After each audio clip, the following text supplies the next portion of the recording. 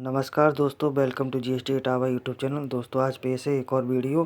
Crypto loss can not be set up against other sources but can it be offset again crypto again with effect from 1 April 2022। The budget propose a flat 30% tax on capital gain from cryptocurrency and asset, non-fungible token NFT and other similar asset.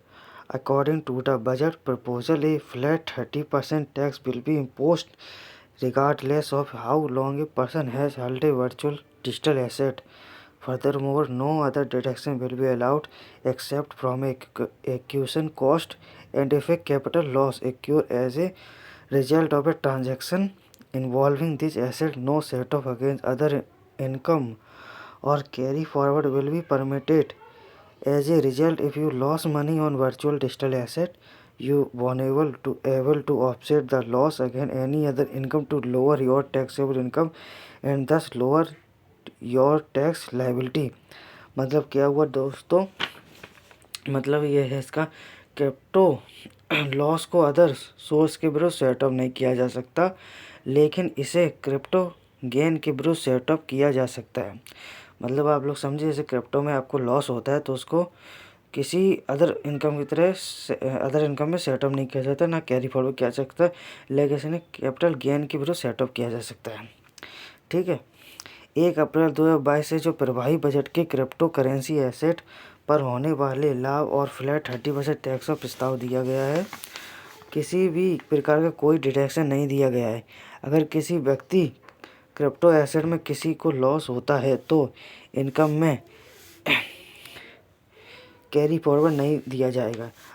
अगर आप अपनी digital asset को में रकम खो देते हैं तो अपनी आमदनी का योग आय को कम करने और अपनी कर को देयता को कम करने के लिए किसी अन्य आय के मुकाबले नुकसान की भरपाई नहीं की जाएगी।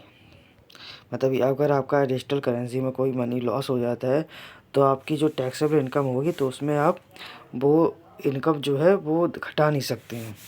कहना मतलब जो टैक्सेबल इनकम होगी उसमें आपकी लॉस होगी, आपकी जो वर्चुअल टैक्सेबल वो होगी तो उसमें जो लॉस होगा वो आपको लॉस आप दिखा नहीं सकते अपनी टैक्सेबल इनकम में।